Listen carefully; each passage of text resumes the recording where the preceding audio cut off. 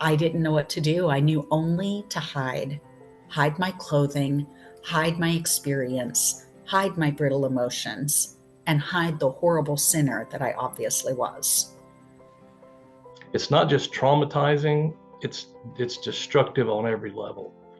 And it absolutely stands as an obstacle for kids to come forward, or even adults later in life. Weary traveler, searching for the way. That an entire group of pastors and board leaders would blatantly lie.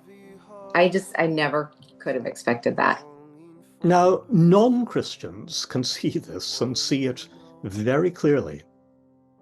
They point to our record on rape and sexual assault and predation in general as one of the main reasons they would never dream of becoming one of us.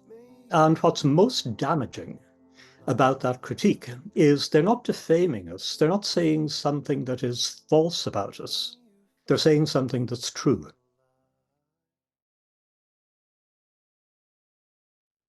Good evening, everyone. Thank you so much for joining us for the Grace Fall Campaign Seen, Heard, and Supported live panel event. We're so grateful that you've joined us this evening to hear from 4 survivors and secondary survivors of abuse in faith communities. And we're grateful that you've taken some time out of your Thursday evening to be with us. As many of you are already aware, the mission of Grace is to empower the Christian community to better prevent and respond to abuse and neglect. And so as part of that, we want to highlight this fall how the work of Grace also is focused on equipping the Christian community to respond to survivors by seeing them, hearing them, and supporting them. And our work is part of helping create a better, more informed, safer, supportive, compassionate Christian community. And we couldn't do that without your help. We're glad you're here. Zane, our interim executive director, is also with us this evening. Zane, do you want to say hello? Sure. Hey, everybody. So thankful to be here. And most of all, I'm excited to listen and learn from the amazing group that we get to listen to tonight. So I'm just thankful to be here. Awesome. Thanks. And I'm Laura Teen. I'm the board chair of Grace. And again, we're so grateful that you're with us. Zane's going to talk a little bit later about how you can get involved in the fall fundraiser campaign. But for now, we're excited to introduce you to our 4 panelists who we're so grateful for them for sharing their experiences with us. David Pittman. Dave, do you want to wave hello? Ray Douglas, Debbie Boffey, and Wendy Westerfield. And these 4 individuals will spend the next 90 minutes with us sharing about their own experiences in disclosure and response and other times where they could have been seen, heard, and supported and weren't, and maybe times where they were. So we're excited to hear from them this evening. And we're also just wanting to make sure that everyone has a minute to note for themselves that sometimes hearing about the experiences of survivors can be difficult. It can be hard to hear about people who aren't heard, seen, and supported well. And maybe that speaks to some of your own experiences. So we want to encourage you as you listen tonight and you hear from these panelists that if that brings up something for you or you find that difficult, that you do take a moment to take care of yourself as we move through this evening together. All right, perfect. Okay, so we're going to move right into our panel conversation and discussion. Some of our panelists will be speaking on some of the questions and some on the others. So just know that you'll hear from everybody else along the way. All right, let's get started.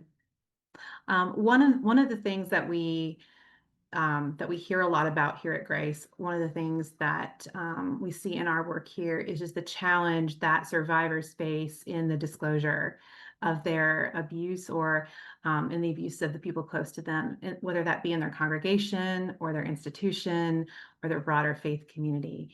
And so we're going to take a few minutes and hear from our panelists a little bit about what did they hope for when they decided to disclose their experience? What were some of the greatest fears and barriers in their disclosure at that time or in the disclosure of their loved one? And so we're going to start off with Wendy. Wendy, do you want to go ahead and share a little bit with us about that?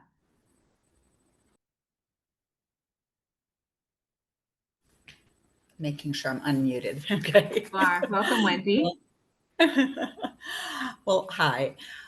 Growing up in an abusive environment, both at home and in my church and Christian school, I didn't disclose. I hoped to be invisible and have it all just go away.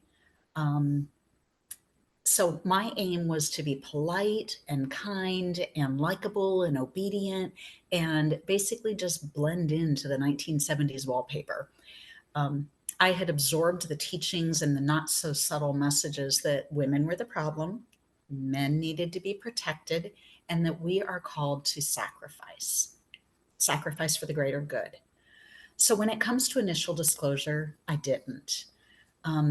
Having already experienced significant trauma in my birth family, I wasn't going to risk rejection from my adoptive family because reputation was everything to them. So my solution was to go far away to college, to a school that promised a show window of Christianity, true commitment to biblical teaching. It felt like freedom, and it made my parents look really good that I was there. Initially, I loved Bob Jones University. I loved being away from home. I loved the independence. I loved the fresh start. I loved that I didn't stand out because everybody had the same dress code and standards. And since it was obvious who was there to be serious about their faith, I mean, yes, please, and who was forced to be there, we called them the rebels, I was definitely a Boj, somebody who bought into the entire BJU belief systems and lifestyle entirely. I so hoped to belong. I wanted to be someone that honored God and that God knew he could count on to honor him. I wanted to be loved and valued deeply. So I absolutely dove into the promises, that verbal spoken promises of having a God who would treasure me.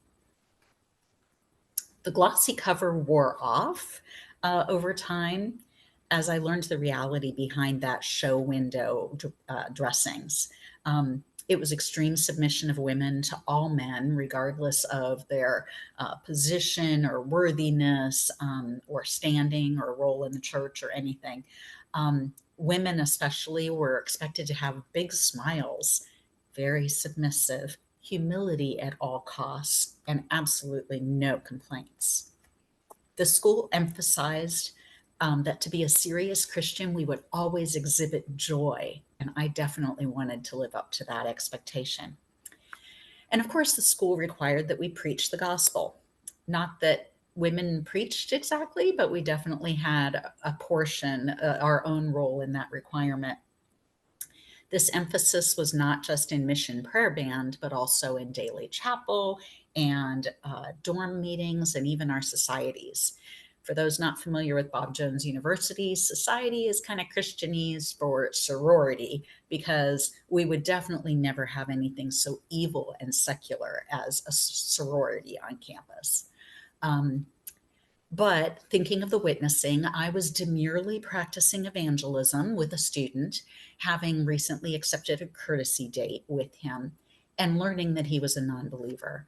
So following his expulsion from the university, because he was not amiable to be buying into the belief system, he and I wrote letters and I continued to witness. I was a good girl trying to do the right thing. I had no concept of the vulnerabilities that he saw in me.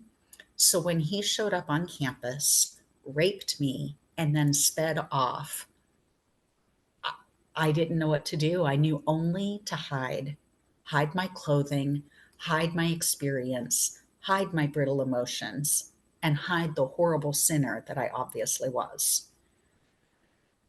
My boyfriend at the time noticed changes in me, and I eventually confided in him in a note, at least relaying part of my experience. And I just assumed he would break up with me now that he would know that I was tainted and used and disposable. I could not at the time have said the word rape. I didn't know what to think about the knife that my attacker brought with him, and I certainly didn't understand that a crime had been committed against me. Emotions mixed with really bad theology ruled my brain. I was simply, quietly terrified, and I was trying to make myself small. I didn't know the term grooming at the time. I simply knew that this was all my fault. I knew it, that somehow I was responsible for the downfall of another man. Instead of leading him to Christ, that was my calling, somehow I had led him further away into sin, further astray. My hope at that moment was dismal. I hoped to be dismissed quietly from the university, to pack while my roomies were all in class, and to disappear where no one would see my shame. Instead, my boyfriend shared my note with campus security. So once again, I didn't disclose the abuse. The reputational barriers in that setting I knew to be way too high for me to risk that. My boyfriend chose to reveal the secret that I had. I was scared I would be expelled. I would never be forgiven by God, never be able to serve people again, and definitely never be good enough to be accepted or belong anywhere. My favorite coping mechanisms at the time were fitting in and leaving no trace. That was like a poster torn off the wall, and I was that wall with shredded pieces of my life pinned all over it. I was horribly visible and ugly. Wendy. David. Well, like so many, I didn't even really know how to vocalize what had happened, right? When the abuse happened. And why would anybody believe me? I was just this, scrawny, undersized 12-year-old little boy. I thought that this was wrong. It all felt wrong, but why would the person who I understood to be God's representative on earth, right? Why would they do something wrong? Why would they do something to harm me? And even when it comes to the topic of sexual abuse, one of the barriers that we still have today is boys being abused is kind of being an afterthought, right? Even though the number of boys abused statistically is still very close to the number of girls. And why is that, right? We ask ourselves, what is that barrier? Why is it that not just boys get left out of the conversation? Why is for the church to address it? It's seemingly impossible.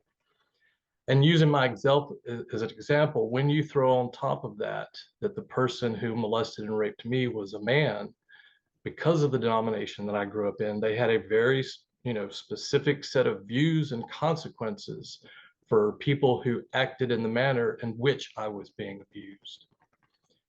And so one of the primary challenges that male survivors face, especially in any number of the fundamentalist, evangelical, conservative faith communities, the homophobia that is there, the anti-LGBTQ beliefs, the theologies that tell you over and over and over, those actions are going to send you to hell.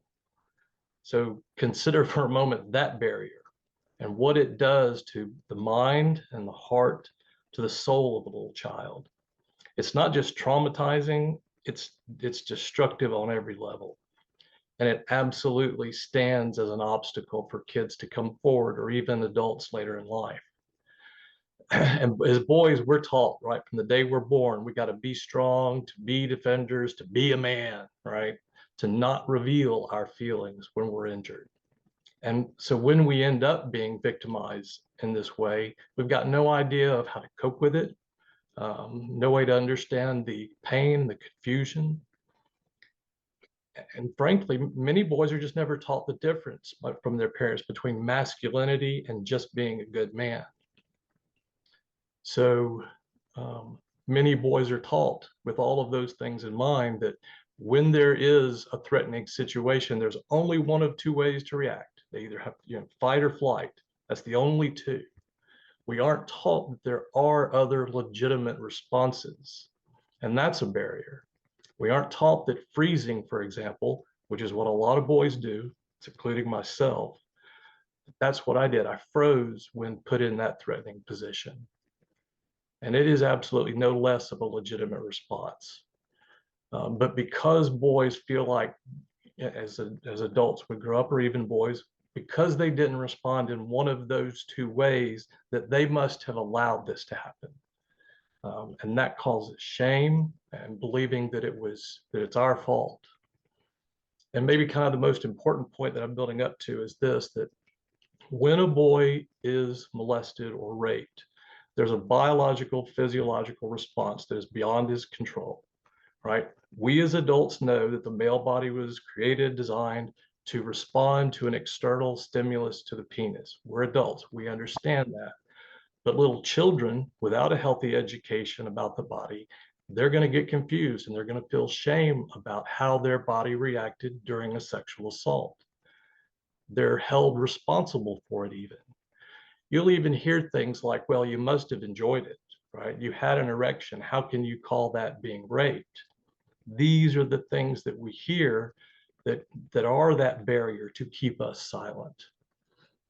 And I just want to throw in something, when it's kind of a side note, but it's kind of like my my little anthem for people to understand. An erection does not equal consent. So just always remember that. And it leads me back to something that I prefaced earlier, especially with certain societal norms. If and when the abuse is perpetrated by a man, it makes the guy question everything about himself.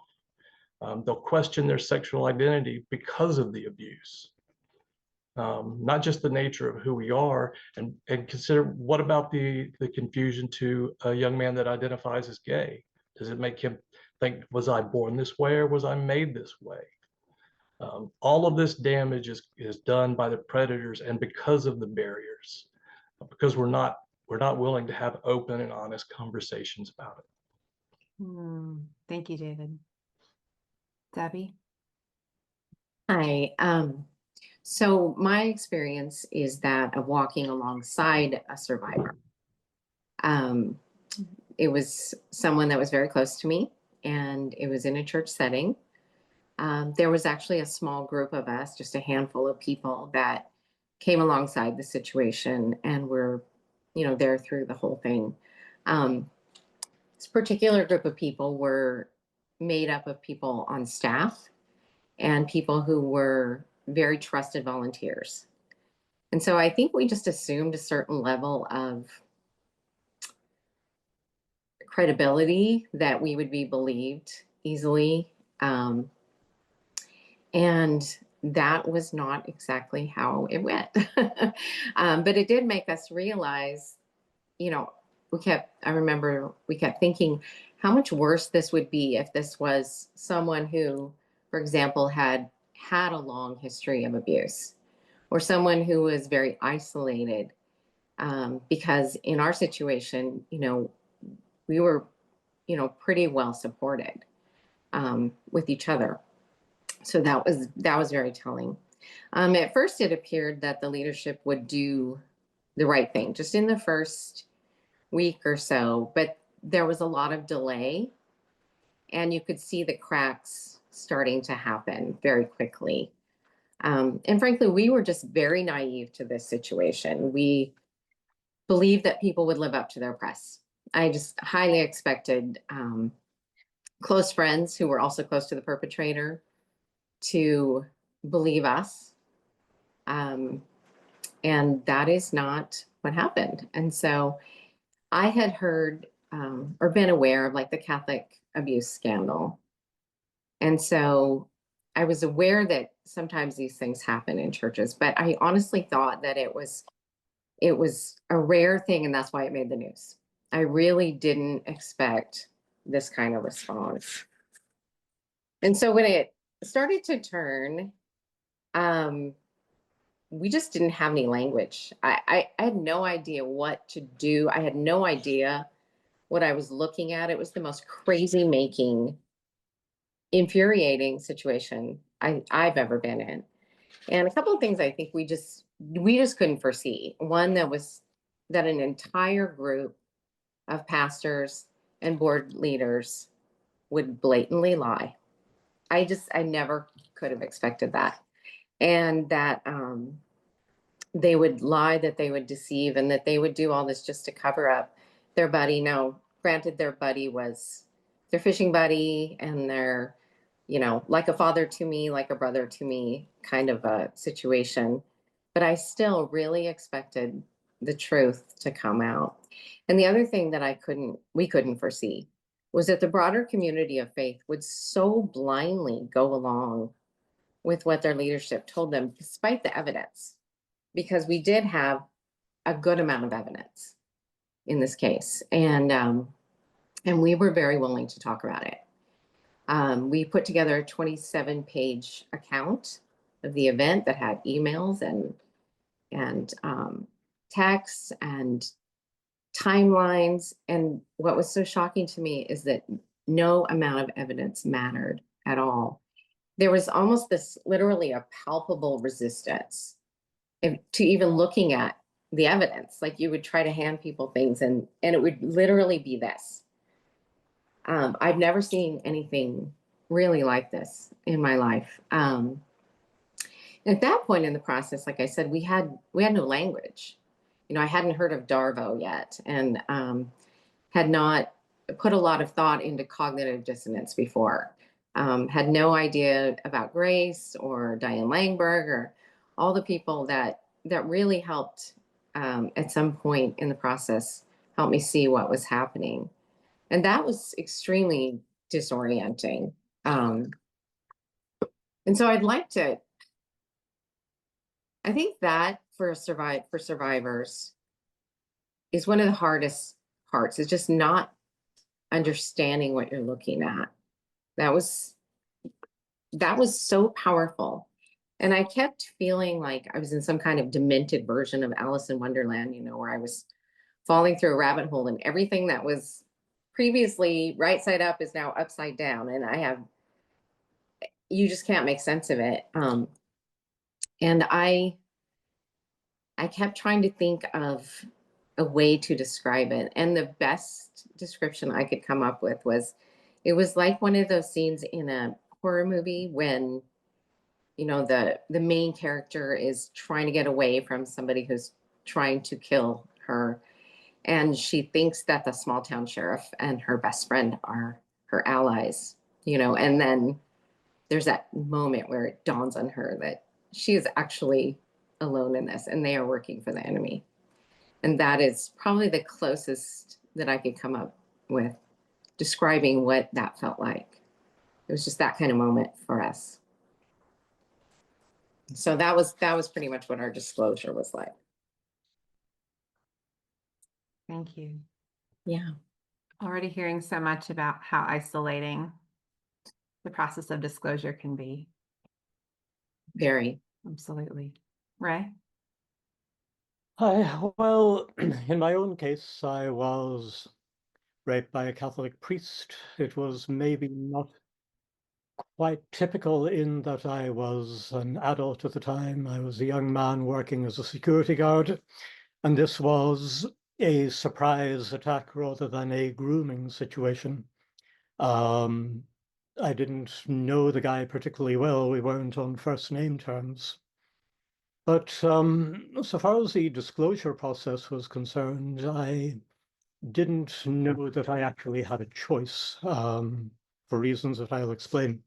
When the crisis went public in my country, my case was featured in a published judicial inquiry. This was about the turn of the present century. And although I wasn't named in that publication, a lot of details were provided, so the chances of my being able to preserve my anonymity indefinitely did not look great. So it occurred to me that if the story was to be told, and it looked as though it was likely to be, it might be better to tell it myself. Secondly, the older I got, I became less convinced that I was acting in the church's or in Christianity's best interests by keeping silent. I didn't want to provide more ammunition for every anti-Catholic weirdo out there to indulge or reinforce his or her sectarian prejudices. But as I say, over the course of time, I was coming to realize, I think, that keeping the church's guilty secrets for it just encouraged it to persist in a culture of offending that wouldn't end until it was confronted with the consequences of its actions or its inactions. And lastly, as I again grew older and found myself in a more stable position in life, more of a position to ride out the costs, both personal and professional, of public exposure, I thought that I had a responsibility to younger victims to provide them with more guidance than had been available to me when I was their age. Although I was also conscious of the fact that when one comes out, one does so not for oneself alone, but for one's family as well. I have a wife, and a daughter who is 9 years of age at the time. We live in a very small town, so that weighed heavily on me as well, the consequences of actually being out in public. I could say that I didn't have exaggerated hopes that going public would make a difference, or I didn't really have any hopes at all, exaggerated or otherwise. I thought going in that it was unlikely that anything much would change either in Catholicism or my little section of it here in central New York or the Christian world in general. And on the whole, I've been, I think, correct about that.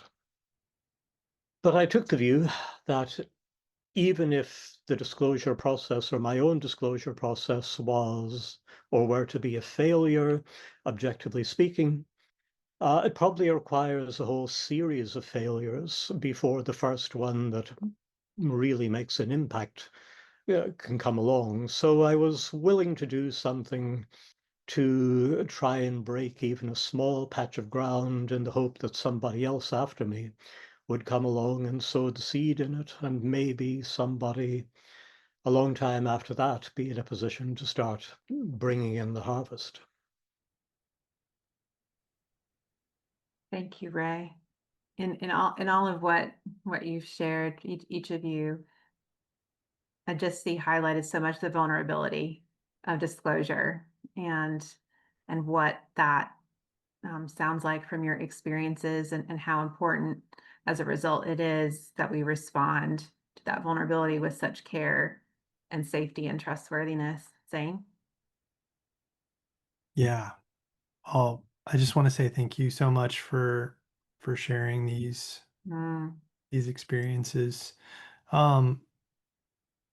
Pete would describe, our former executive director would describe a, trauma, it's not just the abuse, but it's also how we experience it. And then it's the ongoing effects.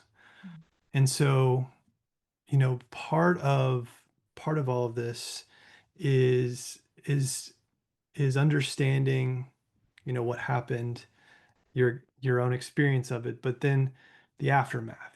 What were the ongoing effects? So how did it continue to come back, in terms of the sometimes the ongoing effects are closely associated with the community, the relationship that you had with that organization or that community, that allowed these things to happen, or responded poorly or responded well. And so I'd love for you to share just about that aftermath aspect, the ongoing effects. What was it like for you? Um, were there good responses from the faith community? Some of you already shared they were baffled by how bad the responses were. But I'd love to hear just a little bit more from each of you. Just, you know, what did accountability look like, if there was accountability? Um, and what happened afterwards? And we're going to start with Debbie. Yeah. So there was not necessarily accountability. But we were not quiet. The survivor, in our case, we went with his lead. Definitely let that person lead the way. But we were very open to telling the truth, and we wanted the truth to come out. So we encouraged leadership to tell the truth. And it was compelling to me the number of really creative ways that they could deceive people. So this was kind of a long process, just wrestling through all of those layers. I wanted to share one of my personal favorites as far as the justification for not giving details to the congregation. As you know, gaslighting usually starts with credentials, right? And so in this case, one of the leaders gave the credentials that he and his wife were foster care advisors, and told the congregation that basically, and he said, this is basically just like a divorce. He said, and in the case of a divorce, you don't give the details to the children. So that's why we're not giving details to the congregation. And just the amazing amount of creative twists that could happen. It was very daunting to hurdle that along with the trauma that you're experiencing in those moments. And I realized that the power of having the stage and the microphone and the title is almost insurmountable in these situations. It's really difficult. And it really helped me as I began to process this, to categorize it. And so if it's okay, I'd like to kind of just categorize. But I found that there were 4 different entities that I think most survivors deal with. And it really helped me to process this, to understand those 4. And the first would be the perpetrator. And that typically, statistically, the perpetrator is someone that someone who is trusted, someone who has groomed their way into the community, and then and into being an abuser.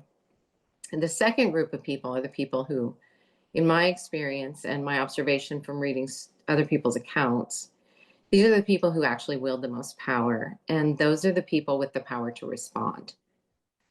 And in a church setting, obviously, that's going to typically be elders, other pastors, youth leaders, different people who have that power. The people that somebody would go to because they've heard what you've said and they believe that you're trustworthy. And so they would bring that report to you. And the third group is the community that shares a relationship with typically with the victim, with the perpetrator, and with the people with the power to respond. And I will tell you that third group for us was where most of our pain came. And that is that the community, I think, just has its own level of cognitive dissonance around this. They hear this and they don't want it to be true. They just don't want it to be true. And the people with the power to respond don't want it to be true, because when you make a disclosure like this, you have handed them a bomb, because if this comes out, something is going to blow up. And so there is this mass effort to cover this thing up. And it's basically the survivor and maybe their handful of people against an entire community. And that adds layers of trauma that I think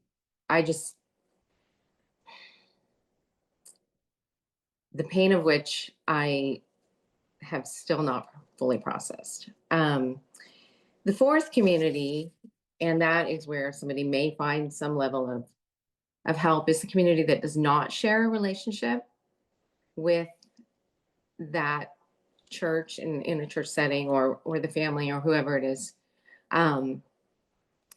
And what was so compelling to me, and actually helped to give me some vision about what I was looking at, is I found that it was a phenomenal difference between the way that the people who were connected to the church responded versus the way that people who were not connected with the church.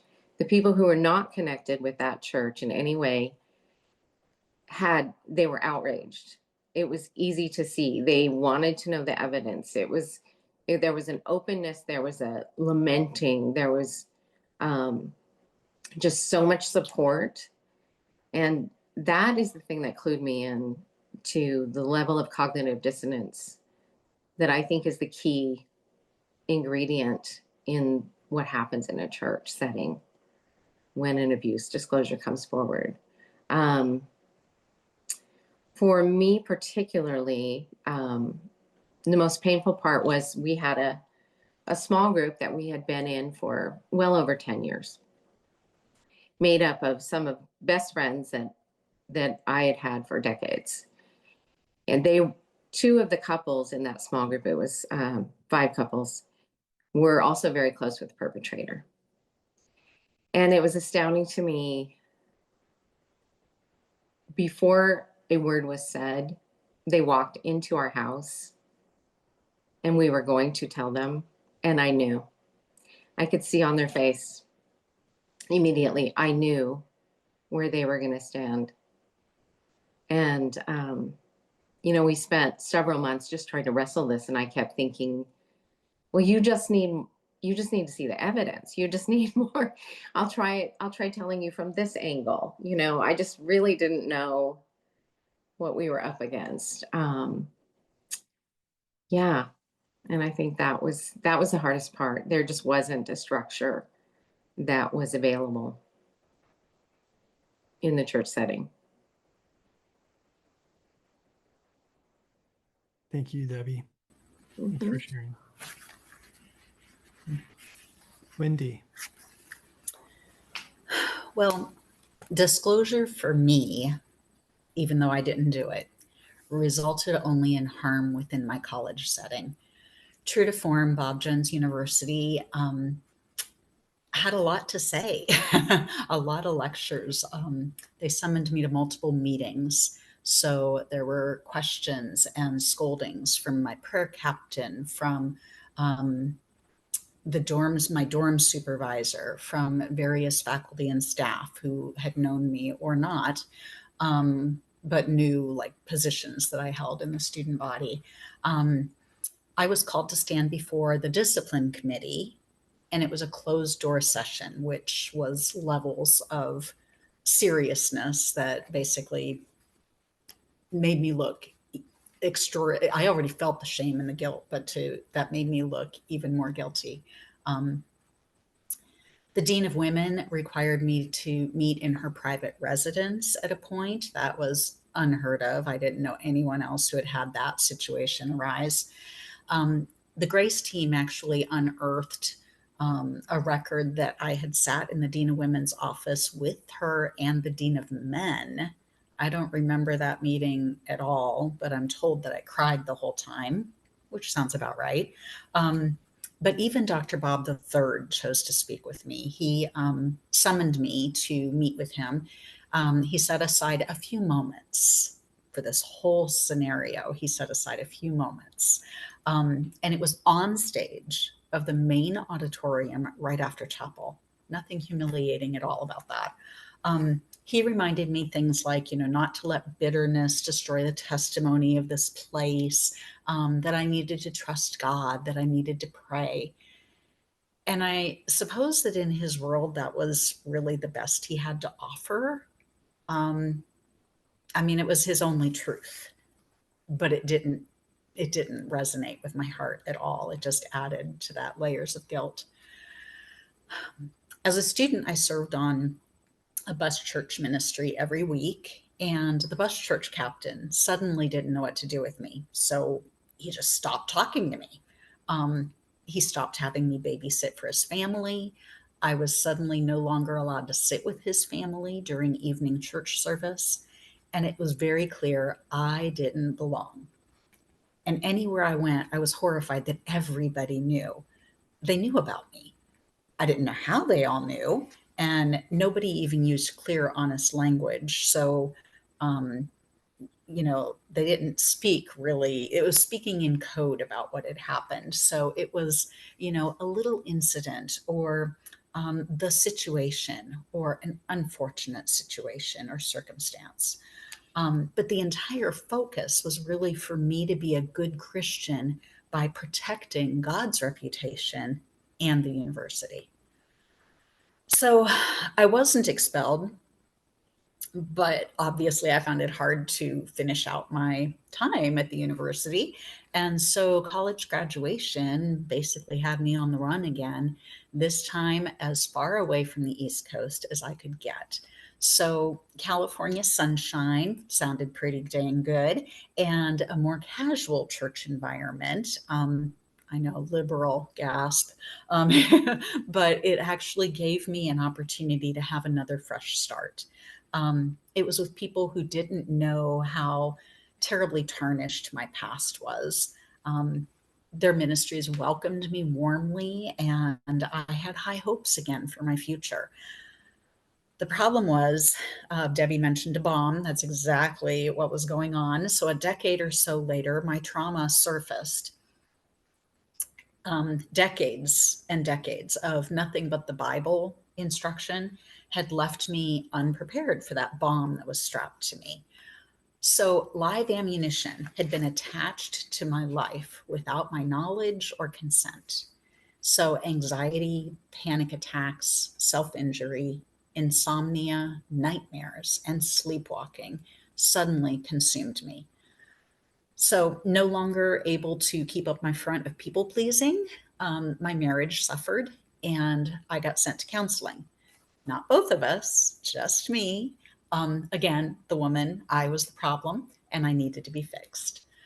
So now there's a new level. Having been taught all of my life that psychology was of the devil and that the Bible was sufficient for all of my needs, counseling felt like a whole nother terror.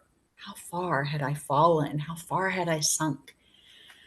So thankfully, this counselor was patient. He understood me more than I understood myself.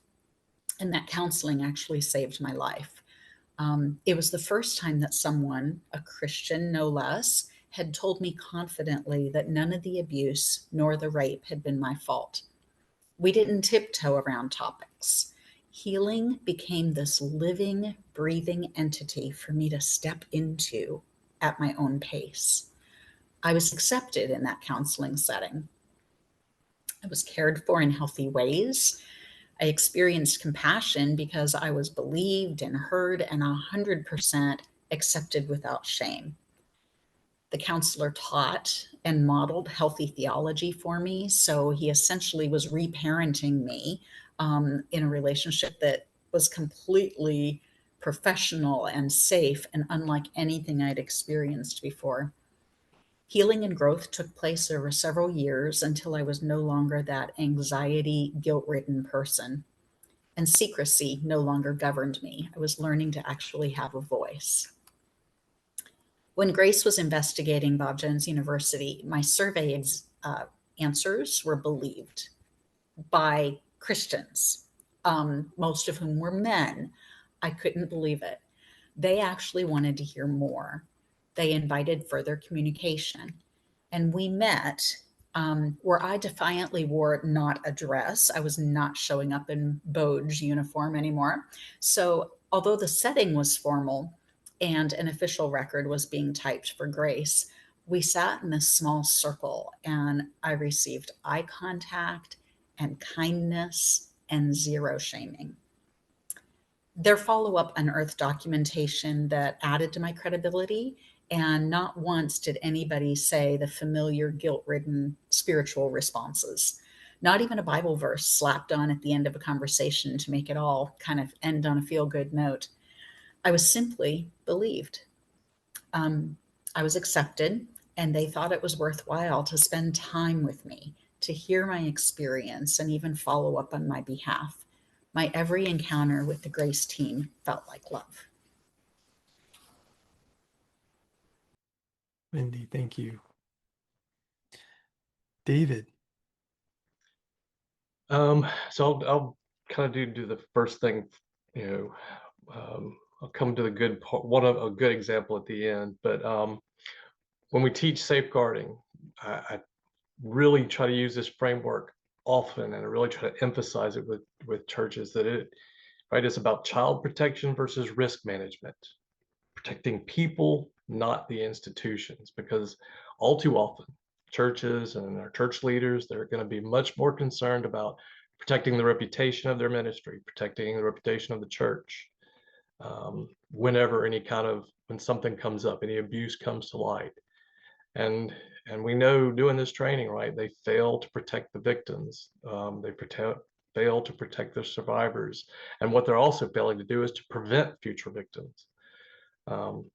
It's one of the big problems is the why and the how churches fail to understand this difference between child protection and risk management, because unfortunately and all too often they're more concerned about the insurance policy, right, than with the souls of these children and the lives that are destroyed.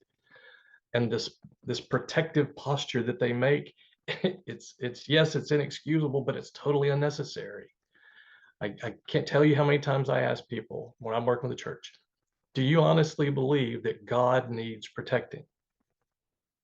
And you'll be surprised at some of the answers, or maybe you won't be surprised at the answers I get, right? Because Jesus doesn't need his help with his reputation, right? He's got a pretty good rep. And so if we sincerely believe that God brings things, everything that is hidden will come into light, then we should be doing that too. When we downplay or cover over the things that have happened, often in the name of Jesus, right? The things that the people that he loves, we're not protecting Jesus's reputation.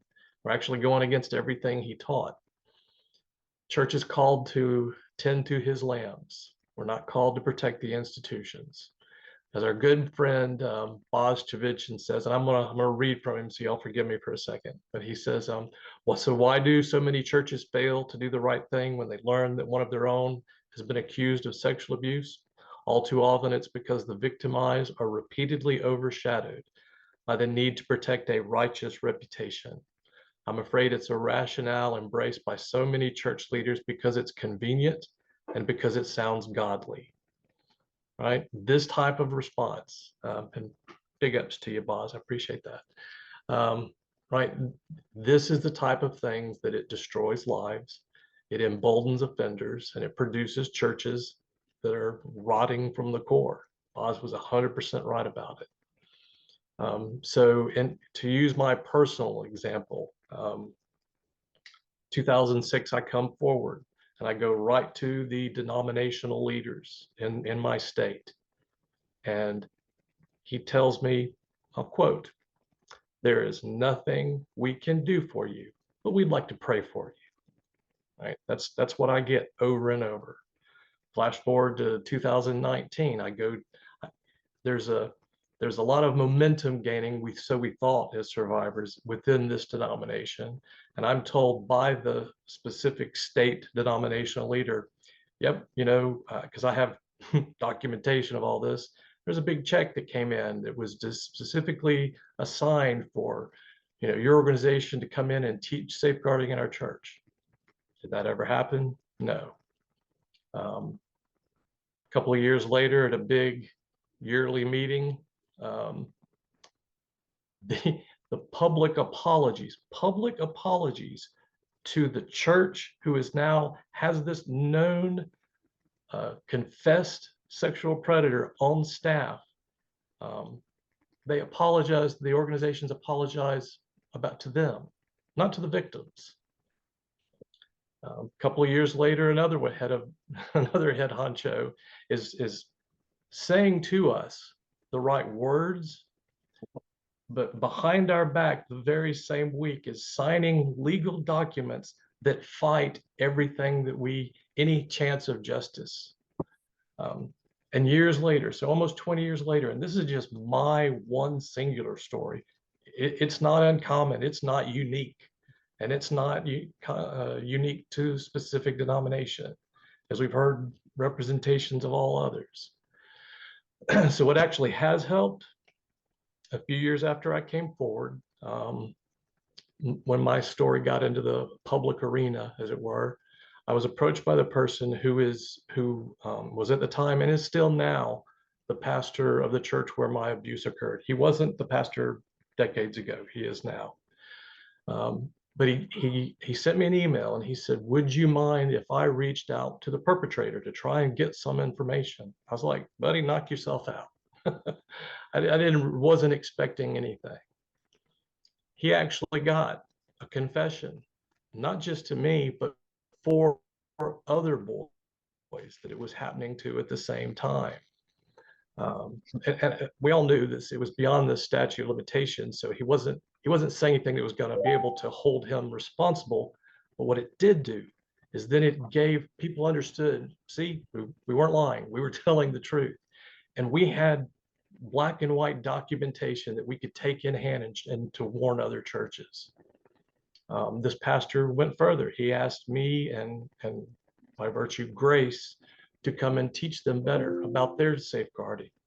Taught them the full course, worked with them about their policy, and even still, we still keep in touch. And so that did a lot for me personally. It meant a lot to me. But in my experience, that's the exception to the rule. Most churches think they've got it all figured out. They don't believe that they have any, they rarely believe that they have victims, and they almost never believe or would believe that they could have a perpetrator in their midst, despite all evidence to the contrary. Thank you, David. Thank you for Wendy and Debbie sharing more about the ongoing effects, the aftermath, both some of the good, but also the really, really tough and the really challenging parts of that. Laura, yeah, I believe you have the next question. Yeah. So we've already heard so much about how in each of your experiences, there were many opportunities along the way for people to see and hear and support you. And sometimes that didn't happen as it should have. And other times, maybe there were moments where you did find that in some of the people that were walking with you and responding to you. And so I'd love for us to take a few more minutes and talk about that. What are some of those experiences that you've had where you have felt seen, heard, and supported? I'm sure that many are curious and wondering, like, what can I do? What can I think about offering someone who shares their disclosure with me? So let's talk a little bit about that, and maybe that's from within the faith community that you've come from, or within the experience you've already shared, or maybe it's outside of that, and that's also wonderful to hear about. So, Ray, I think you're up first. Yeah, well, I'll take that in a slightly different direction, if I may, because You may. because usually when we do speak of supporting victims, we think immediately of an individual or a pastoral response and reassuring people that they're believed or they're not to blame or so on and so forth. And that is important. But being an instinctive contrarian, I would like to swim against the tide just a little bit based on my own experience. And I'd like to talk about what institutional support looks like and why it is so damaging that at present it doesn't exist. Now, for me, the most painful part of this whole business, it wasn't just that my church and my rapist saw things the same way, which they did. By that, I mean both of them believed that what happened to me wasn't really a big deal, not all that bad. Both of them thought that it was basically my own fault. Both of them considered that I ought to keep my mouth shut about it for the rest of my life, or even that I had a duty to do so. Both of them saw me as a threat to be neutralized, and that any means the law provided to do that were justified morally as well as legally.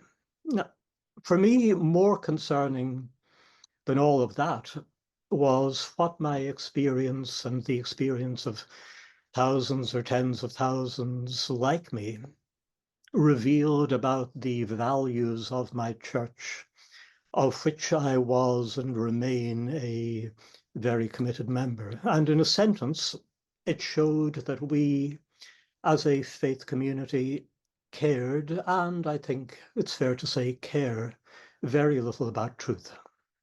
For us, every crime was an isolated incident.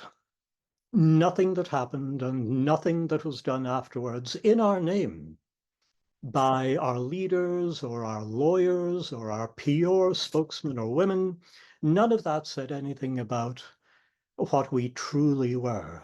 Everything was the work of a few bad apples.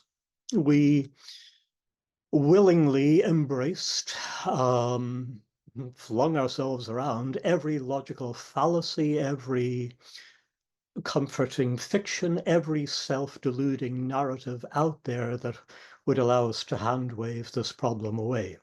And we, and by we I mean not just our church leaders, but the ordinary faithful in the pews, called all of that being Christian and serving the church and doing the will of God. Now, I'm a university professor for my sins, and my students complain justifiably that I use way too many American football metaphors in the classroom. I've become something of a morbid addict of college football. But there's something that a former coach, not in the collegiate world, but the NFL, a guy called Bill Parcells, coached the Giants, the Cowboys, I believe, something he said that I think rings true of religion as well as football. He said, "You are what your record says you are." And I believe that that's right. Our record is frankly appalling. And that speaks volumes about the kind of people we claim to be. Now, non-Christians can see this and see it very clearly. They point to our record on rape and sexual assault and predation in general as one of the main reasons they would never dream of becoming one of us. And what's most damaging about that critique is they're not defaming us. They're not saying something that is false about us. They're saying something that's true. To the present day, we have never, after everything that has happened, engaged in a collective examination of conscience to ask why groups of people so committed to doing good wound up and still wind up so committedly or consistently doing evil, or apologizing for evil, or denying evil, or covering evil up. So for me, what would make me feel supported more than anything else would be to belong to a church that regarded the pursuit of truth as a moral imperative.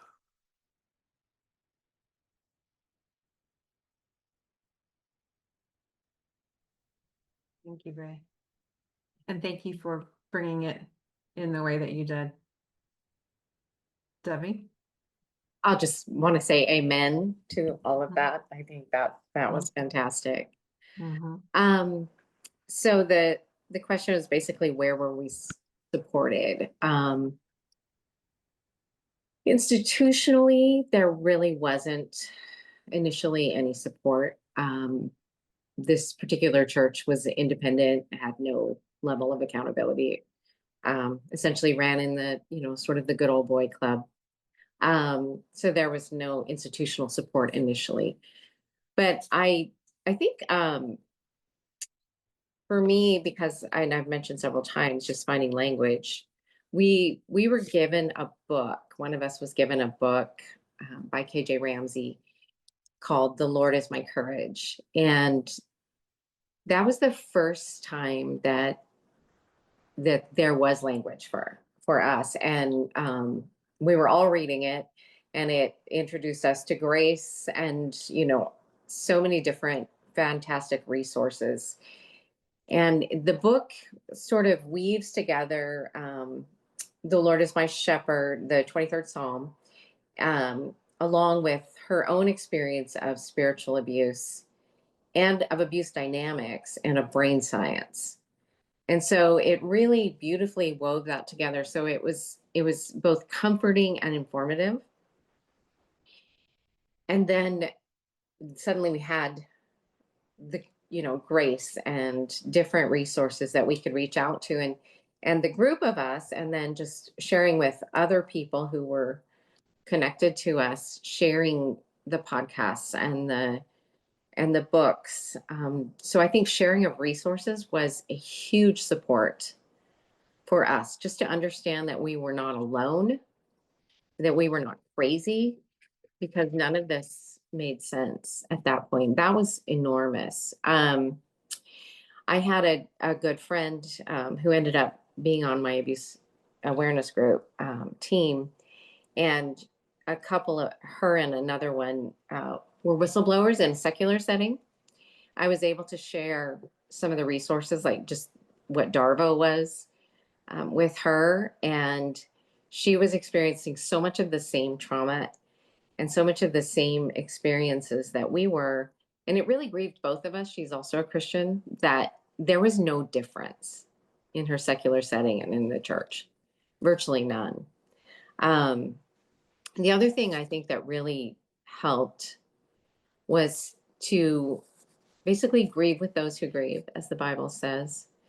That the people who came alongside, as I mentioned, that kind of that fourth group, fortunately for me, my Christian community is much broader than the particular congregation I was in.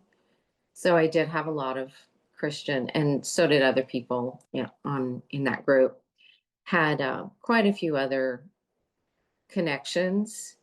And those people, when people were actually just furious with us, they were mad, they cried, they grieved, they were angry, they used their voice.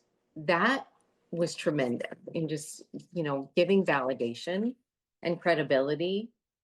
And the other thing I think I would say, that people who stood with us. So I mentioned the small group I was in. One of the 5 couples immediately recognized what was happening, immediately reached out to the survivor, reached out to us, took a great interest in everything that the evidence. And the week after we walked out of that small group, they also walked out of the small group. Because what it said, what it communicated, was that what happened to you matters. And I'm not going to stand with the people who do these kind of things and who won't admit truth. And that was huge. So for me personally, I felt such a call to battle. I really felt like the Lord had to kind of pick me up by my scruff and pull me back. I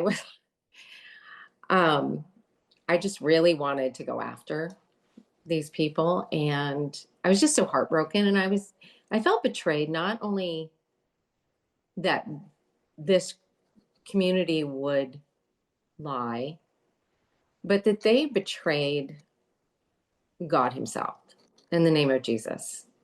And so I felt really offended for that. And there was a moment where I realized that I had this warrior spirit, but a good warrior is going to listen to the voice of her commander. And so I kind of had to reel myself in. And for me personally, I channeled that into forming a group. We named ourselves the Abuse Awareness Group.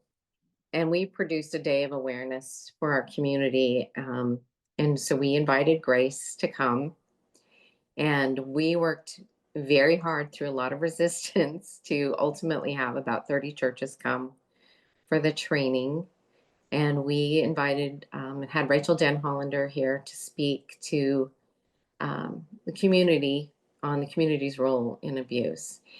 And honestly, that process was very redeeming for me, because I did find that there were some churches that really did care.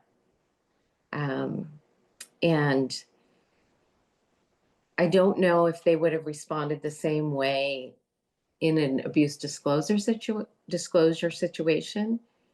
Some of them have responded well in those, but just learning that there actually were people who would come alongside of that, I think have given something tangible to grab onto. And when we processed inviting them, I actually sat down with several pastors and just worked through, okay, when I say this, what do you hear?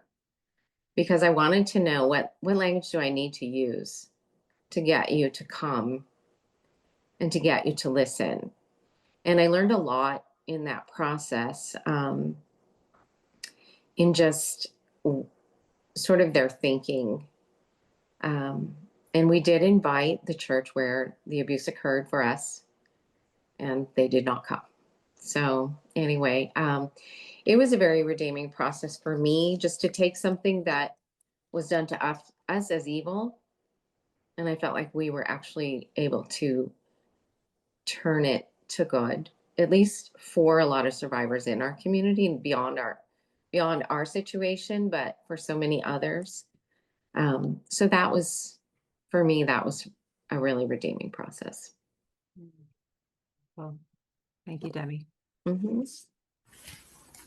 Wendy, I know in the last question you shared a little bit about a supportive experience that you had with the Grace team.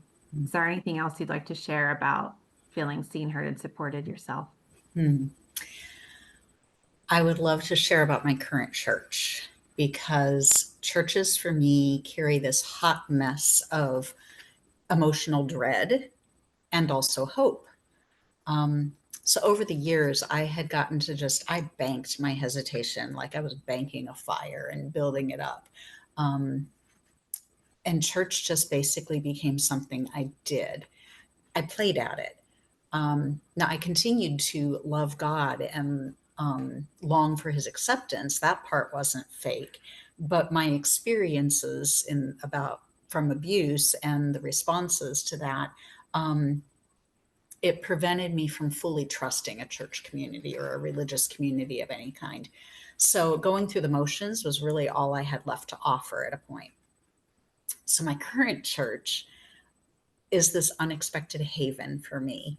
And at first I vetted the youth department ministries. I wanted to know every detail about what they believed about women, about abuse, about safety, and what kind of policies and procedures were there. And was it just on paper, or did we really act on that? Could you tell me when, give me an example of when an accusation came forward, or when an allegation, how was this handled, and what steps and who was involved? I mean, I wanted details. I wanted to know what was happening. I really hoped that, as David mentioned earlier, that they knew God didn't need us to defend him. And so my heart got to relax as multiple leaders actually responded to me and welcomed my questions. Not just one leader, but multiple leaders made themselves available to me. They openly talked with me as many times as I needed, said, come back anytime, reach out to me, let me know if there's anything further. And they offered to help me as much as needed to help me and my child, help me feel like we were both safe in this environment. And now they actually sometimes reference my approach so that other parents know that our questions are welcome, full disclosure. And I still participate in the routine reassessment of our policies and procedures. And basically their whole ongoing process helps me know that it's taken me from their beliefs to ours. And I definitely belong here. That's amazing. Thank you so much. And I'm hearing so much in what's being said about reclaiming a sense of power, right? In knowing what it feels like to have choice in your voice and some power in your own life and how important that is. Thank you. All right. Betsy? Yeah, go ahead. Yeah. So we have one last question for everybody, and it's going to be a shorter, kind of like a hot seat question. Hot seat. I don't know if I enunciated well enough there. But this is going to be, if you were to give just one clear, bold message to faith communities, to churches, to leaders within these communities, um, how would you help them move from just an awareness of this issue to actual support, to actual care and action? What would that look like, and what would that message be? Let's start with David. Well, this part isn't rocket science, right? All the other stuff is can be a struggle. As a matter of fact, as survivors and advocates and educators, we've been not just offering, we've been practically begging churches to do some of these next things for decades, to utilize church organizations like Grace with trauma-informed care to develop, to teach, to implement safeguarding policies, to create legitimate databases with known, convicted, and credibly accused predators, and to share that information so that you can truly better protect kids, and to help the survivors, to show that you are there for them, to hire third-party investigators for suspected abuses. The more of these internal investigations that protect the offender, harm the victims, right? To establish and fully fund survivor restitution programs, to institutionally disavow these use of non-disclosure agreements, and real simply, to love unconditionally without judgment, to help victims know that their feelings, that confusion and anxiety and fear, all of those things are normal, to help victims know that it's not their fault, that they are not to blame, and beyond everything, just to let them know they're not alone. Thanks, David. Wendy, what's your message? Well, first of all, major cheering over here for what David just said. Churches, to me, are like a licensed driver who's been driving for years, very confident, very experienced, but only in the daytime. And so churches now, I mean, we tend to face abuse like it's this new kind of darkness, like it's never been seen before. And suddenly we need to shine this little light of mine, but they don't even know how to turn on their lights in their own professional vehicles. So I long for churches to be more vocal about supporting survivors. Exactly what is that? What do they do? What's on, intentional, on purpose behavior and action and beliefs? So many now acknowledge that abuse exists in every denomination, but overall, churches still don't know how to really include us with all of our messiness in everyday church life. And so caring for survivors still seems to be largely kind of secretive. We get sent to a counselor's office or a support group, kind of like down the hall that meets quietly out of the way and doesn't really bump into anybody else, accidentally disturbing other Christian lives. It doesn't feel like respecting privacy. It feels like we still have to hide in shame. It feels like a remnant of the machinations of image protection. So I'd like to see more references, more firsthand stories in sermons, survivors processing their journey, being pissed off at God and churches and wondering, what the heck am I even going to believe anymore? Sharing more about how a church community can hurt or help. I'd love to hear a testimony or firsthand stories from the heart of someone who was actually one-on-one watching a perpetrator who's being essentially guarded and kept away. They're still welcome in the church because the gospel is for all of us. But what does it look like to have that person worshiping while keeping the rest of us safe? I'd like to hear testimonies and stories about that so that we're normalized in everyday life. Churches can hurt or help, and it helps us to be seen in healthy ways if our experiences and our struggles are normalized into everyday church life. And so, from my perspective, we need to be seen and heard more widely so that others, whether they're survivors or not, can know exactly what it is to be supported and to have that conversation open, whether it's in a book club or stories from online sharing or in sermons on Sundays. Thanks, Wendy. Ray? Well, here's my message to church leaders, officials, priests, bishops, elders, youth pastors. Don't think and don't act as though this is a distraction, something that you need to square away so that once you've got that taken care of, you can get on with the real business of Christianity.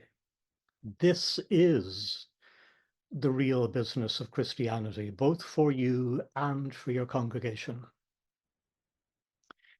If you're into evangelization, it's probably the leading reason at the moment that people are skeptical, justifiably, of anything that you have to say to them about Jesus Christ. They're legitimately asking the question, what's the point of joining a community that routinely behaves in more indefensible ways than secular organizations do? Why is it that despite claiming to be followers of Christ, none of you has done anything that the police or the courts or the insurance companies haven't forced you to do? Why have you failed so consistently, regardless of doctrine or denomination or polity? And why are you still failing now? It's not just victims of clergy abuse. Whenever you look out over your congregation on Sunday mornings, maybe 1 in 8, give or take, counting both sexes, have experienced sexual violence at some point during their lives. And a not very much smaller number, again, in the congregation looking back at you, will have perpetrated it. What specifically do you have to say to both of those groups? And why do you think, for a Christian, nothing is an acceptable answer?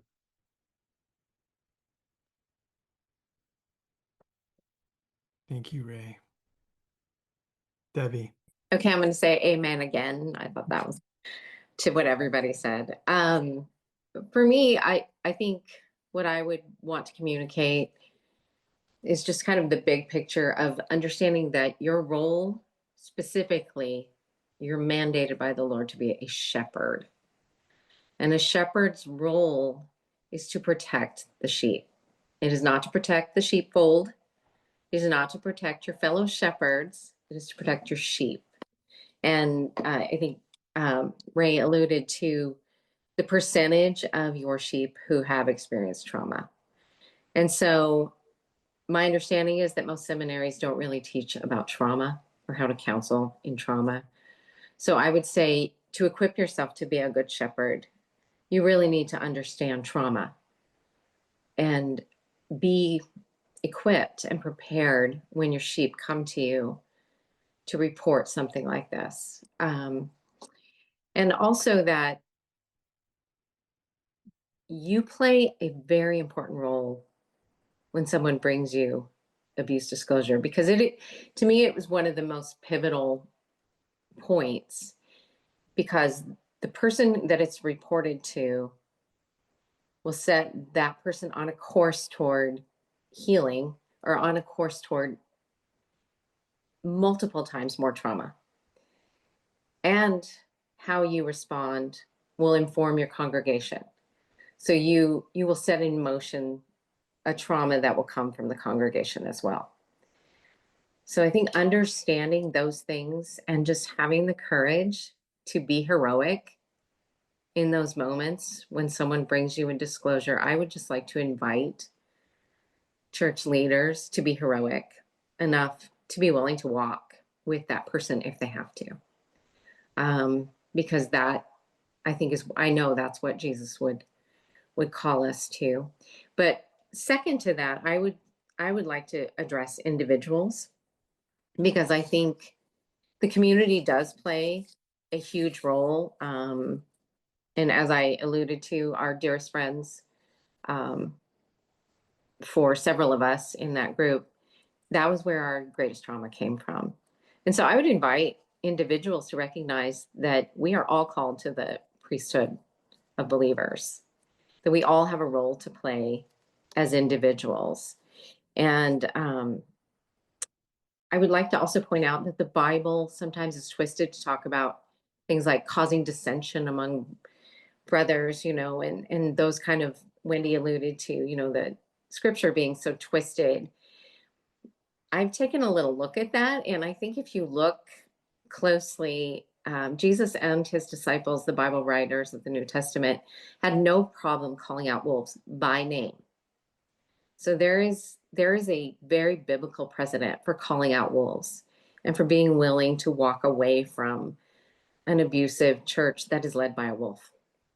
And so I would call people to look closely at those scriptures if they are struggling with that.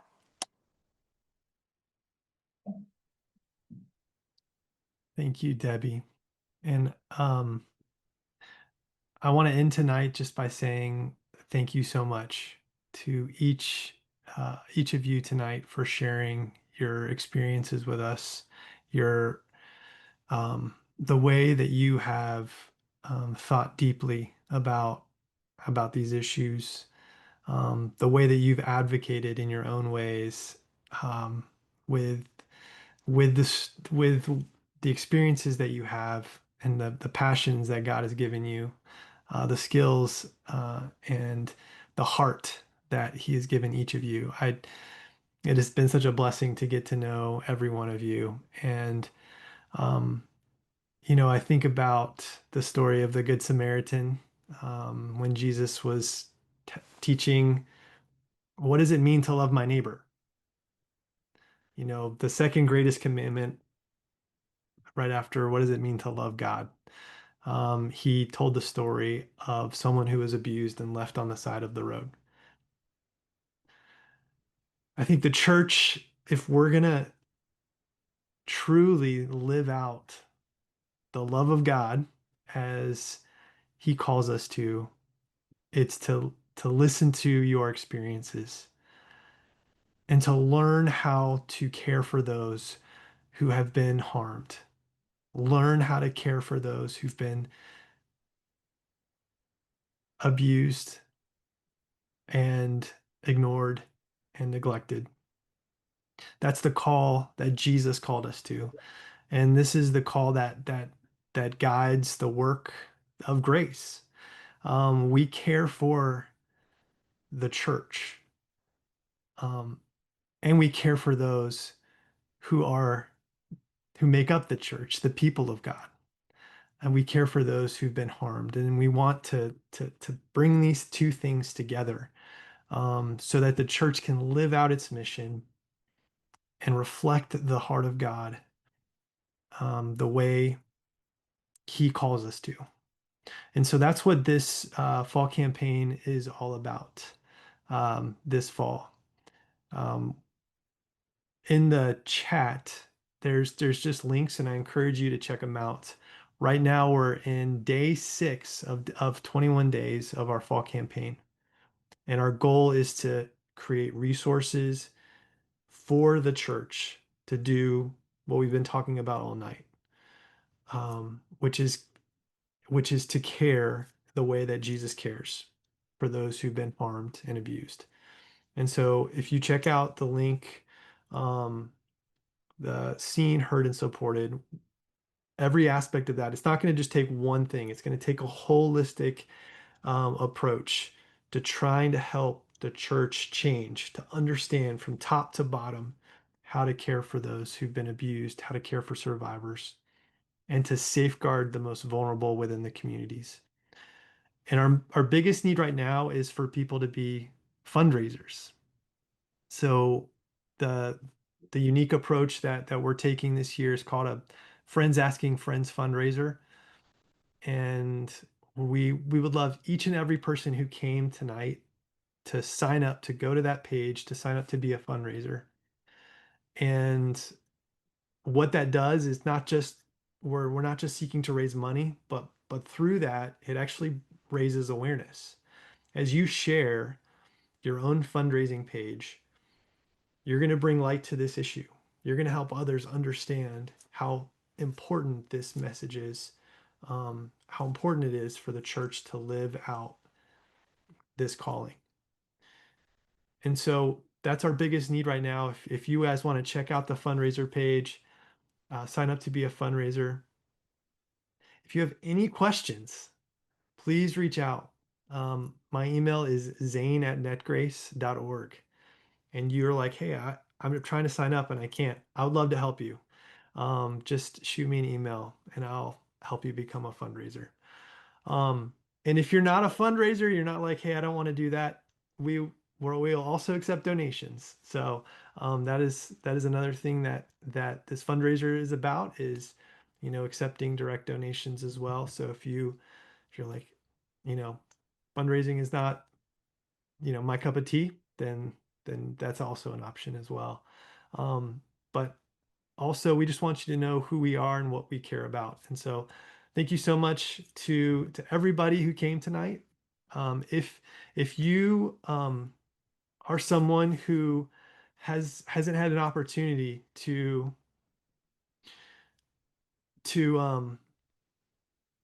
share your story, something that Grace does is we will take time to listen to people and give them a little bit of guidance about next steps, about how they can think through processing what has happened to them. We encourage you to reach out at info@netgrace.org and reach out to someone at Grace, and we will try to set up a call if that's something you need, or we can share resources to you that we've put together to help those who are going through similar things that our panelists have gone through. So if that's where you are and you're in that similar place tonight, we also encourage you to reach out as well, and hopefully give you some helpful resources as well. So with that, again, so thankful for everyone. Thank you for our panelists tonight, Ray, Debbie, Wendy, David, and Laura. Thank you for coming. We hope that everyone has a great night tonight. Thank you for sticking with us for the whole hour and a half. We're going to end 1 minute early, which is, I think that's pretty good. So, all right, everyone have a great night. Thank you. Heavy-hearted, longing for someone you know.